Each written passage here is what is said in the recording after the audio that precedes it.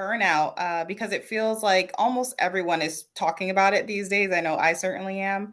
Surveys show nearly 3 in 5 employees say that stress is draining their energy, their Mm. motivation, and even their interest in work, which is a huge percentage. From your perspective, what are the clear signs of workplace stress that crosses the line to where it's like, okay, I have a problem or this is an issue and I have to deal with it?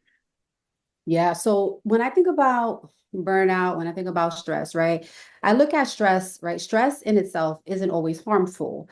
Stress, right, it's our body's natural response to pressure. But when it goes unchecked, it can lead to burnout. So for me, when I think about signs of burnout and it's how it becomes harmful, that includes constant fatigue, irritability, lack of focus, withdrawing from people, and even physical symptoms like headaches and sleep problems.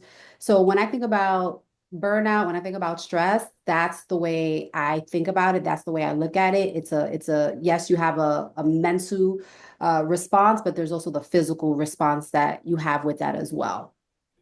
Yeah.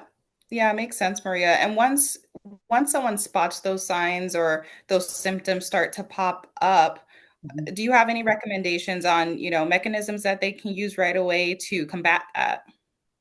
Absolutely. So first steps in preventing to it should include setting realistic boundaries. I always talk about boundaries with my staff, with my clients, right? But I also recognize that boundaries are not easy for everyone, right? Especially when you're feeling overwhelmed. So I think about setting realistic boundaries, giving yourself permission to rest without guilt and including small daily practices. This can look like short walks, breathing exercises, journaling. Small things like that can help start to restore balance. We also provide services to employers as a solution for employees. Like from that perspective, do you see it affecting companies, burnout?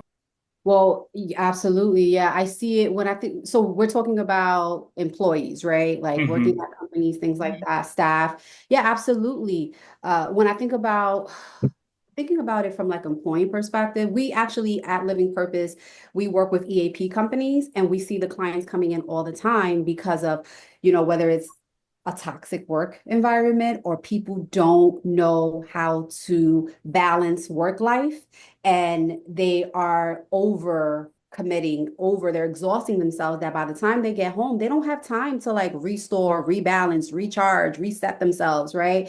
And then right that causes right fatigue, that causes irritability, right? Because as humans we're meant for connection, we're not meant to be working all the time, right?